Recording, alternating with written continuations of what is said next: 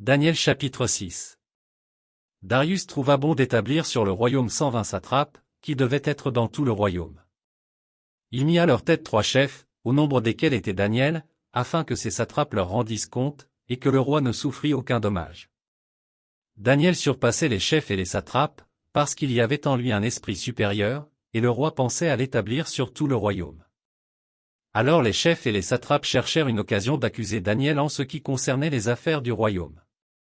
Mais ils ne purent trouver aucune occasion, ni aucune chose à reprendre, parce qu'il était fidèle, et qu'on n'apercevait chez lui ni faute, ni rien de mauvais.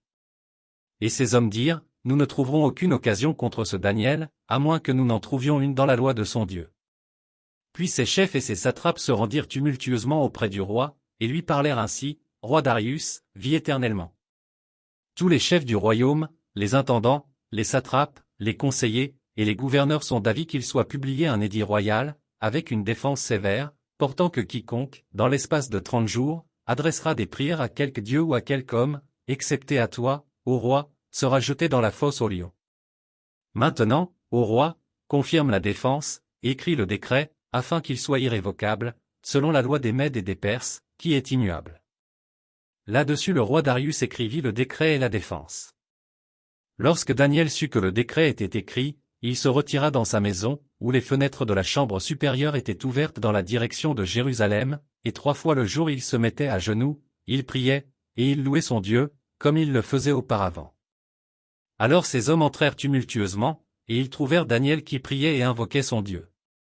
Puis ils se présentèrent devant le roi, et lui dirent au sujet de la défense royale, n'as-tu pas écrit une défense portant que quiconque dans l'espace de 30 jours adresserait des prières à quelque dieu ou à quelque homme, excepté à toi, ô roi, serait jeté dans la fosse aux lions? Le roi répondit, la chose est certaine, selon la loi des Mèdes et des Perses, qui est immuable. Ils prirent de nouveau la parole et dirent au roi, Daniel, l'un des captifs de Juda, n'a tenu aucun compte de toi, ô roi, ni de la défense que tu as écrite, et il fait sa prière 3 fois le jour. Le roi fut très affligé quand il entendit cela, il prit à cœur de délivrer Daniel, et jusqu'au coucher du soleil il s'efforça de le sauver. Mais ces hommes insistèrent auprès du roi, et lui dirent, sache, ô roi, que la loi des Mèdes et des Perses exige que toute défense ou tout décret confirmé par le roi soit irrévocable. Alors le roi donna l'ordre qu'on amenât Daniel, et qu'on le jetât dans la fosse aux lions.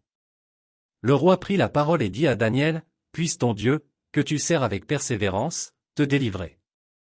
On apporta une pierre, et on la mit sur l'ouverture de la fosse, le roi la scella de son anneau et de l'anneau de ses grands, afin que rien ne fût changé à l'égard de Daniel. Le roi se rendit ensuite dans son palais, il passa la nuit à jeûne, il ne fit point venir de concubine auprès de lui, et il ne put se livrer au sommeil. Le roi se leva au point du jour, avec l'aurore, et il alla précipitamment à la fosse aux lions. En s'approchant de la fosse, il appela Daniel d'une voix triste.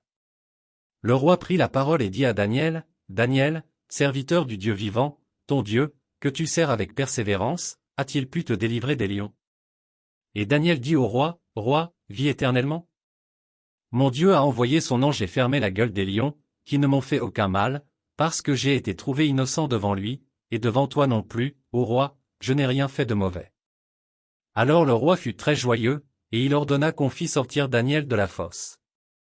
Daniel fut retiré de la fosse, et on ne trouva sur lui aucune blessure, parce qu'il avait eu confiance en son Dieu. Le roi ordonna que ces hommes qui avaient accusé Daniel fussent amenés et jetés dans la fosse aux lions, eux, leurs enfants et leurs femmes, et avant qu'ils fussent parvenus au fond de la fosse, les lions les saisirent et brisèrent tous leurs os. Après cela, le roi Darius écrivit à tous les peuples, à toutes les nations, aux hommes de toute langue, qui habitaient sur toute la terre, que la paix vous soit donnée avec abondance. J'ordonne que, dans toute l'étendue de mon royaume, on ait de la crainte et de la frayeur pour le Dieu de Daniel.